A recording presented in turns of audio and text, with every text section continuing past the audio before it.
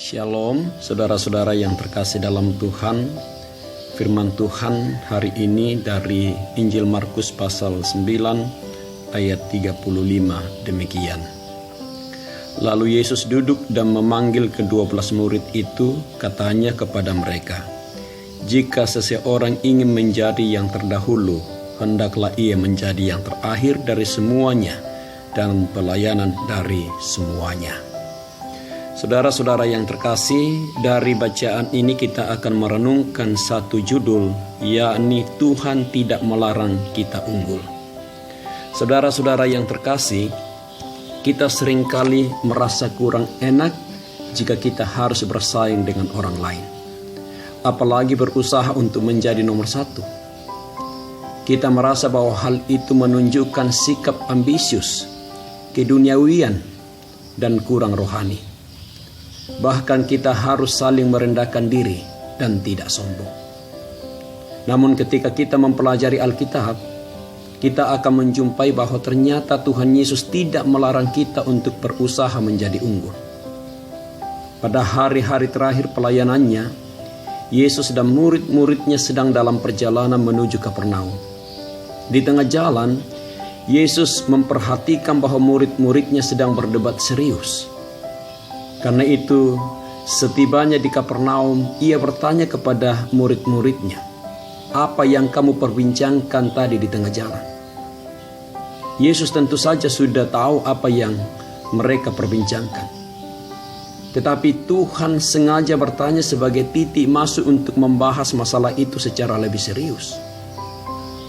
Tetapi mungkin karena malu-malu, murid-murid sedang dalam percakapan itu, sehingga mereka boleh memperlihatkan sikap malu-malu itu di hadapan Yesus. Mereka diam.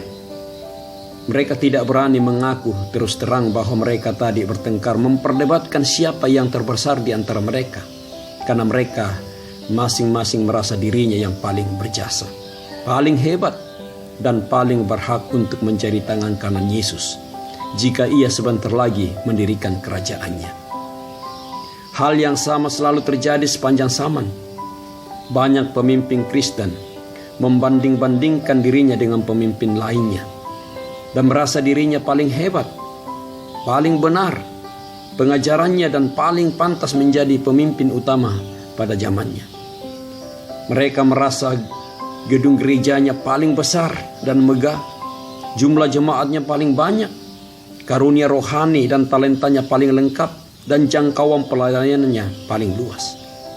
Saudara-saudara, ketika Yesus mengetahui perdebatan mereka tentang siapa yang terbesar, ia berkata, "Jika seseorang ingin menjadi yang terdahulu, hendaklah ia menjadi yang terakhir dari semuanya dan pelayanan dari semuanya." Markus 9 ayat 35 bacaan kita tadi.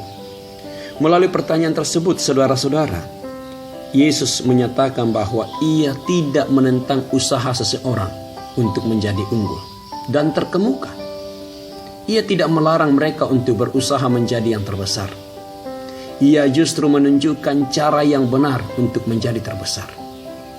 Saudara-saudara, yang ditentang Yesus adalah motivasi yang salah.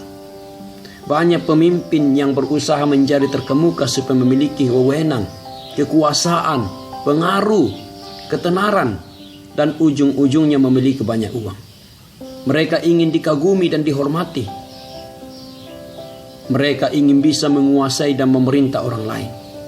Intinya mereka hanya memikirkan diri sendiri dan tidak pernah memikirkan orang lain atau Tuhan.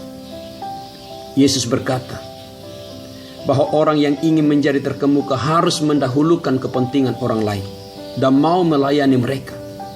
Bahkan ia juga harus bersedia melayani anak kecil, atau boleh dikata wong cilik, yang seringkali tidak pernah dianggap dan tidak pernah dihargai haknya. Banyak pelayan-pelayan Tuhan senang membesuk dan mengunjungi orang-orang kaya, tapi tidak punya waktu untuk membesuk tukang becak atau penjual sayur di pasar dan orang-orang miskin lainnya. Saudara-saudara, Yesus ingin kita memiliki motivasi yang benar dalam pelayanan. semakin tinggi posisi kita, seharusnya jangkauan pelayanan kita menjadi semakin luas. Dan buah-buah kehidupan kita bisa dinikmati lebih banyak orang. Jadi kebesaran kita atau posisi kita bukan untuk mencari kesenangan atau kepentingan diri sendiri, melainkan untuk melayani banyak orang dan untuk memuliakan Allah. Jadi saudara-saudara yang terkasih di dalam Kristus, orang yang hidup untuk dirinya sendiri adalah orang yang gagal. Bahkan sekalipun ia berhasil memiliki banyak kekayaan, kekuasaan, atau kedudukan yang tinggi, tetapi ia tetap saja orang yang gagal. Supaya kita tidak menjadi orang yang gagal, saudara-saudara yang kekasih, melainkan menjadi orang yang unggul di hadapan Allah, mari kita memiliki motivasi yang tulus, motivasi yang jelas, motivasi yang benar untuk mengikut Kristus. Bahwa bagiku hidup adalah Kristus, dan bagiku melayani untuk menghasilkan buah-buah roh, demi untuk damai sejahtera bagi semua. Karena itu mari kita tetap hidup di dalam kesetiaan untuk melayani Tuhan. Roh Kudus menolong kita dan tetap hidup di dalam kuasa dan kasih Tuhan. Haleluya. Amin.